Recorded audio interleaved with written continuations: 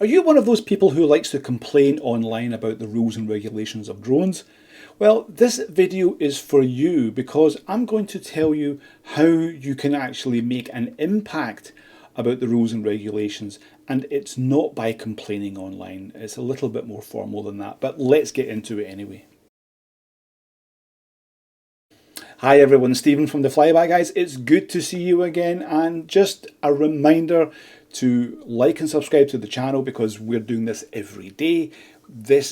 We are flying drones. We are doing everything with drones, and it's something that we are sharing with you, and we're giving you that experience that we have every day. And if you want to buy me a coffee, there's a link in the description below to buy me a coffee. I do love coffee. And if you're looking to start your own drone business, then I have exclusive new content for you, which is in our new Substack. I link to that is in the description below as well, so make sure you check that out. But let's get into changing the regulations.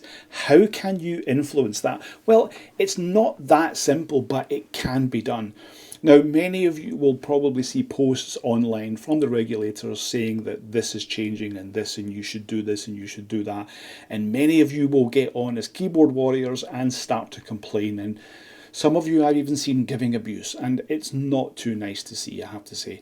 But there is a way that you can do this a lot more formally, and that is through your local drone associations.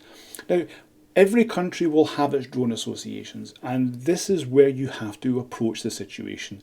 Join the associations. If you do, this will give you some leverage.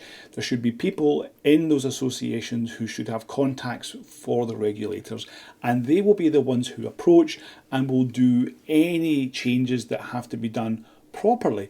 Now, this has to be structured well, so you can't just say, I want this changed, please do it now. That will never work, okay? So you have to structure it, you have to give a good reason for it, and if you have data to back it up, even better.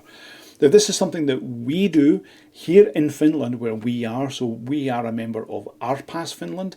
And not only that, but I'm also a board member as well because I want to see changes. So I want to be actively involved in that. And I do encourage any of you out there who want to make changes to actually join and actually be a board member, because it does make a difference and it's the best way to do it. Now, not only am I a board member of RPAS Finland, but I've also been elected as a representative to the European Drone Association, or as it's called, JEDA, the Joint European Drone Association.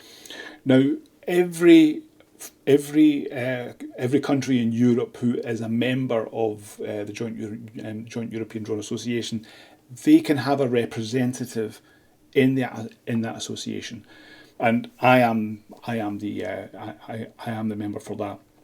Now, that means that you can take it to EASA, and any changes that you want to see done within your association, within your country, that can also be done. So this is the best way to do it, and it's the only way to do it, because there will be a formal channel towards the regulators, and that has to be done from the association. So nothing gets done, in any other way. But if we look at, for example, in the US, there are lots of drone associations there.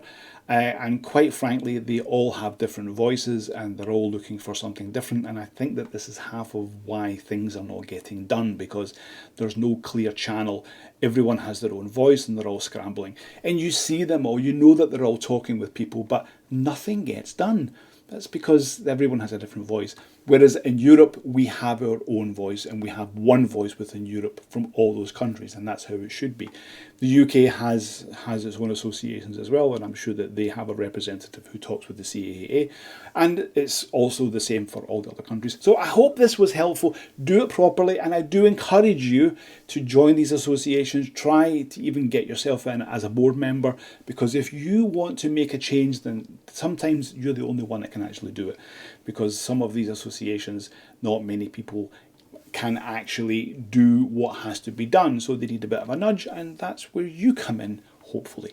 And let's see more of that rather than the abusive online messages that the regulators get, because it's very unfair, and these people are only doing their job whether you like it or not. Anyway, that's all we have for today. I hope this was helpful to make you understand how how the let's say communication is done within the regulations, and it is the only way that you can do it. So I hope that you understand that. Anyway, we'll see you on the next video, and as always, fly safe.